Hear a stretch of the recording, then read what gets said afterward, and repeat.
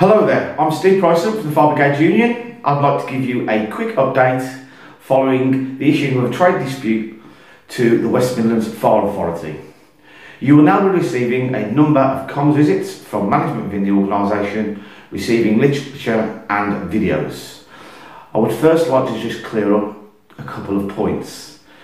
During some of these visits, it's been suggested that if the Fire Brigade Union accepted the offer of £5 per call for the delivering of commissioning work such as falls response and hospital transport, then the West Midlands Fire Service would remove the flexible contracts, which is one element of our trade dispute.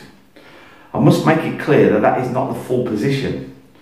West Midlands Fire Service have indicated to the Fire Brigade Union that if in the future they could deliver all current commissioning work and future commissioning work via our firefighter membership, then they may consider withdrawing the contracts. Now, you will obviously understand that that means that if we're delivering all the work for them, then they wouldn't need to issue the contracts in the first place. So the issue of the flexible contracts still remains. The second point is that you are now aware that the West Midlands Fire Service have agreed to a referral to the NJC.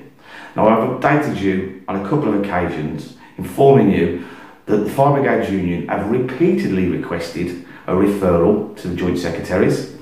However, this has been obstructed due to what West Midlands Fire Service believe was a failure to follow procedures and technicalities.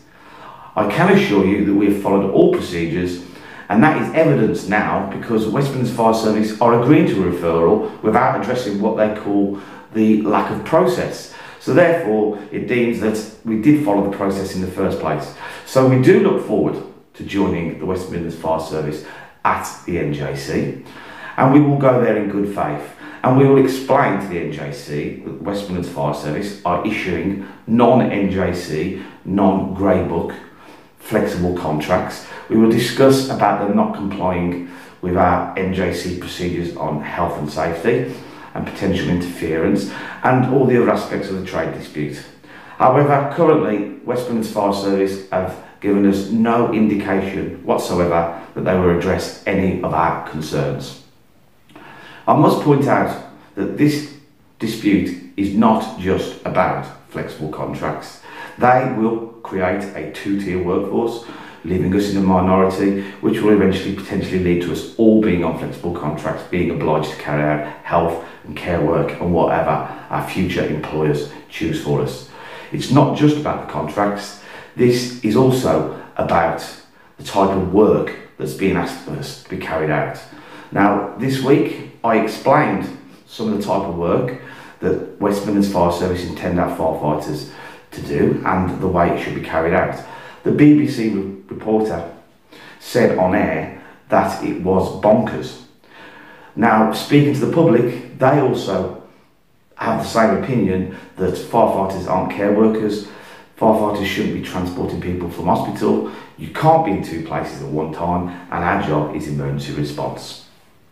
So it's not just about the contracts, it's not just about the type of work, which the vast majority of our membership do not believe is appropriate. It's also about health and safety concerns.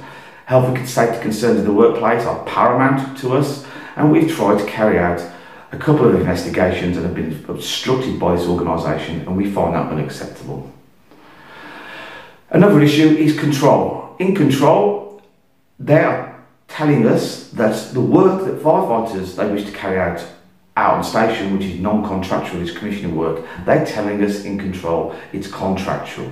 Now, we dispute this claim, and if necessary, we will, if they continue down this road and look to impose this type of work on our control members, then we will take that very seriously, and that is why it is within our trade dispute. We must protect and defend the rights of our workers in control.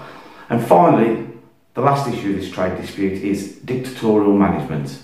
Now, I can give two more evidences of this that's happened recently during these comms visits, and that is that FBU notice boards information has been taken down off the boards. Now, this is our legitimate right to publish our information and distribute it to our members so they have an understanding of what the FBU position is, and it appears now that information is being taken down from our notice boards, and also it is now a brigade instruction that our members cannot wear on their uniforms any form of FBU badge. We find this alarming when you consider that it is coming up to our Memorial Day, and the FBU have issued all our members with an FBU memorial badge to remember and honour our fallen comrades in times gone by, and the organisation believe that we should not be wearing them. We find that wholly inappropriate. We'll be holding 2 meetings, and we ask as many members to come along on Monday, and that will be 2 p.m. in Kingshurst and at 7 p.m. at Cradley Heath. I ask as many members to attend these meetings, where there'll be a number of speakers giving you more information than what I'm allowed to deliver to you over a short video. And finally, on Tuesday the 1st of May, the Fire Brigade Union will initiate the ballot process, and ballot papers will be sent to your homes. Unless this organisation addresses our concerns before that, the ballot will take place. We ask that all your addresses are up to date. If not, please contact the FBU, and please send your ballot papers back, because your voice and your vote is important. Thank you.